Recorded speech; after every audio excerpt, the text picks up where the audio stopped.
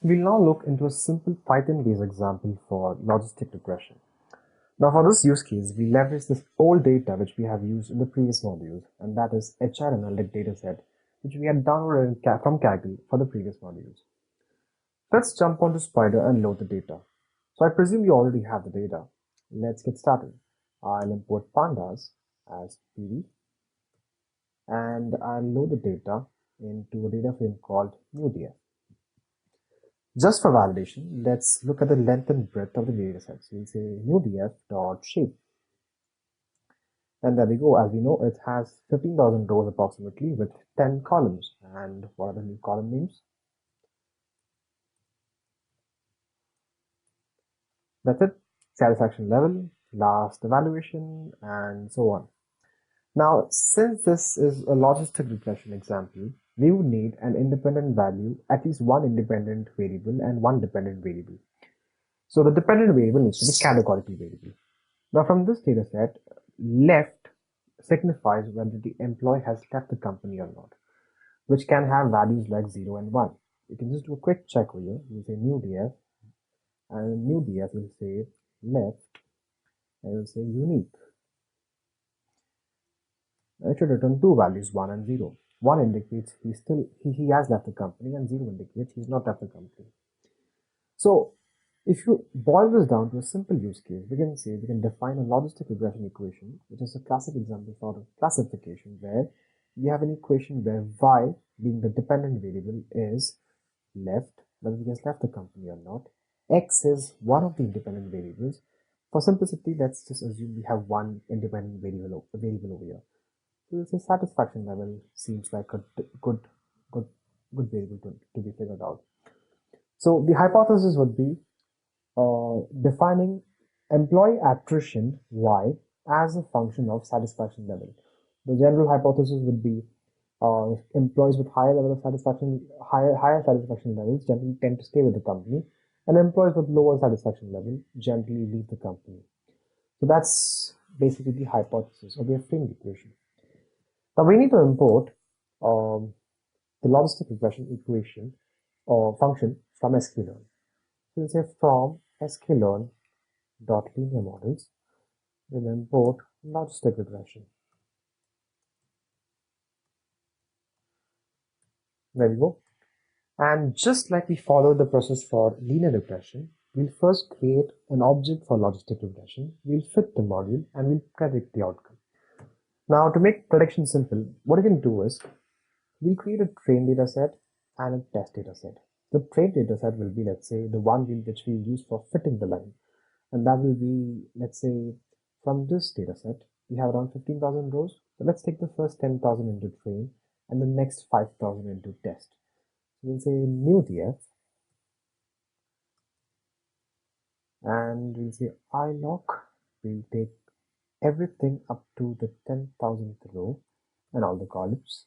For test, we'll say new df.ilog from 10,001 onwards, everything and all the columns. Now we will define test and train, and we have around 10,000 in train and 5,000 in test. It's like kind of a 60-30 kind of a division, not a very clean division, but then it's good for us for the moment. Now we need to create an instance of a logistic regression function. So we'll say LOR, which stands for logistic regression, is equal to logistic regression, and we'll execute this. So we have instantiated that into an object called LOR. Let's call the fit method. Now it's exactly analogous to the previous exercise. So we'll say X, which is, let's say, train, and we pass over here satisfaction level. And Y would be left. Alright, looks good. Now if I fit this, you might get an error because you only have one column and this gets converted to a series. So you just reshape that. Looks better. Okay, I accidentally put it as df, it's new df. Oh, it's a string. Yep, there we go. So we have created logistic regression object, and we have fitted the data set using the fit function. Now you can simply go and do a simple test. So we'll say logistic regression dot predict, and in predict, let's say we pass the entire test data set. So test, in fact, we can just copy this from the test data set. So we're just passing on the test data set as it is, and we get the predictions over here. And the predictions will be a 0 or a 1.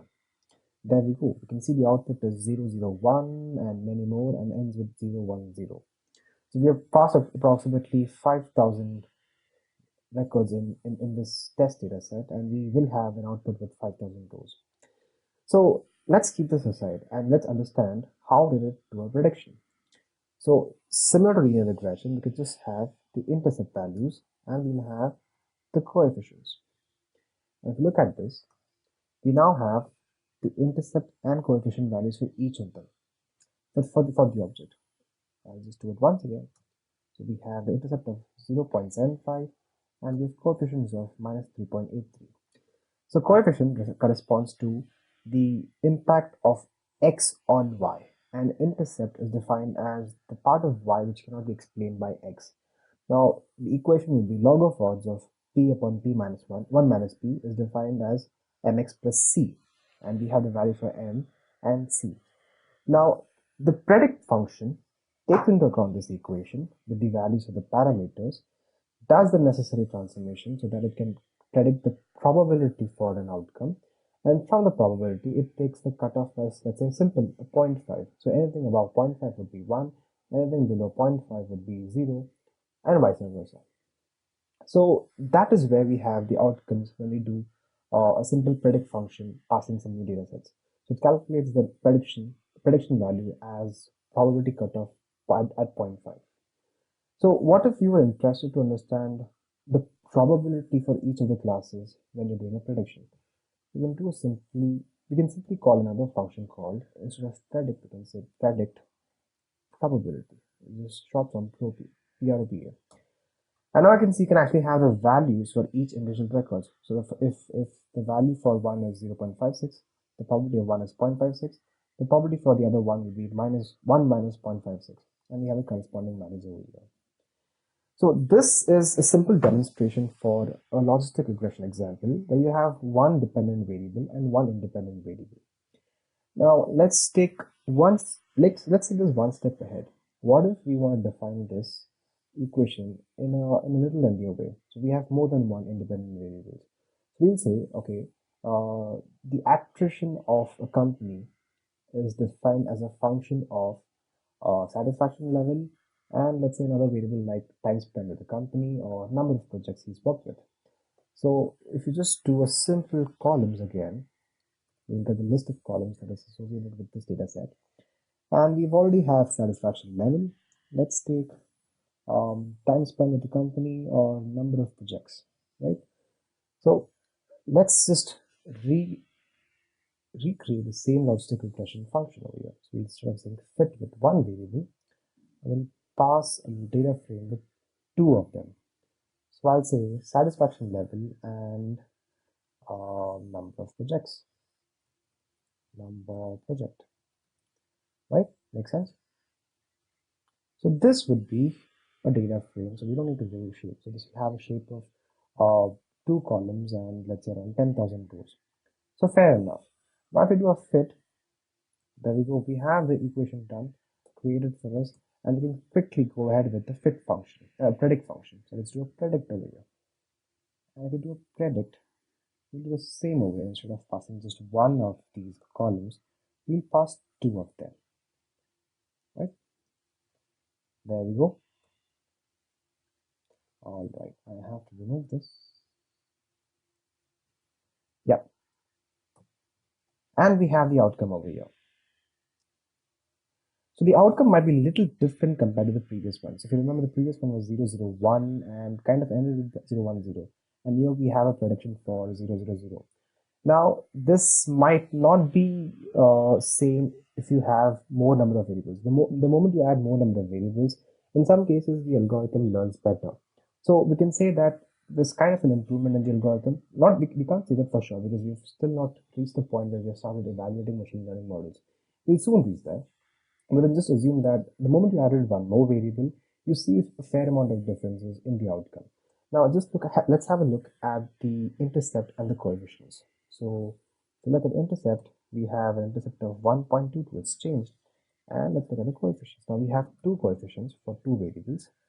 And there we go. One of them is minus 3.98 and the other one is minus 0.10. So definitely you can say satisfaction level has an extremely high impact compared to number of projects. Now if you add more variables, you have a better equation getting created in some cases. I mean, please don't take this blindly. You don't necessarily add n number of variables just to increase the accuracy. We'll get to those details later. But then you can see, the moment you added one more variable, the equation kind of changed. You see differences in the intercept values and the coefficients. You can kind of make an understanding of how does impact work over here. So that was a basic example to understand a logistic regression where you have one independent variable and two independent variables. So if you do a simple recap, we started by understanding what is logistic regression. We looked into the scenario where we need a workaround to convert the logistic regression equation into into a different way where we use log of os to represent it as a continuous function. So the jugaad over here was done using the logistic function, and that's why we get the output in a format of probability where we'll have values between 0 and 1. Now, after looking into the basics of math, we also took into account a simple example to understand how does logistic regression work. We took one variable for an example with satisfaction level, then we took two independent variables. And we can repeat this exercise probably for n number of independent variables. But that's it for now. We'll get into more details of logistic regression, where we'll come to the point where we'll understand evaluating machine learning models. So we're good for now. Let's move on to the next topic.